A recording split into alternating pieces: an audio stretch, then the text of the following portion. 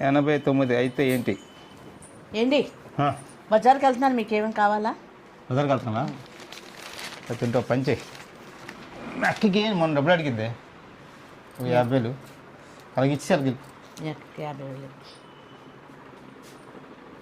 అవునండి, ఈ డబ్బులతో నేను ఎక్కడికైనా పారిపోతే? ఈ డబ్బులతోనా?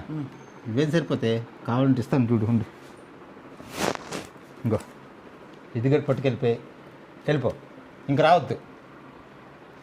ఎంత లేదంటే డబ్బు కావాలని చెప్పి నేను ఇస్తాను. నా వల్ల ఎంత మీరేంటో మీకోసం ఎంతో అనుకున్నాను నేను, కానీ ఇలాంటి వాళ్ళని నేను అనుకోలేదు అసలు మిమ్మల్ని. డబ్బులేవి ఒక్కసారి ఆడవాళ్ళకి డబ్బులు ఇచ్చిన తర్వాతలా తిరిగి ఆ డబ్బులు మగాడు చేతికి చేరకూడదు. నువ్వు వెళ్ళిపోతాను చేరవు. వెళ్ళిపోతావు ఉన్నప్పుడు బంగారం కొనుక్కోవాలని కోరి పడుతుంది, అదేంటో అర్థం మొక్కొస్తుంది.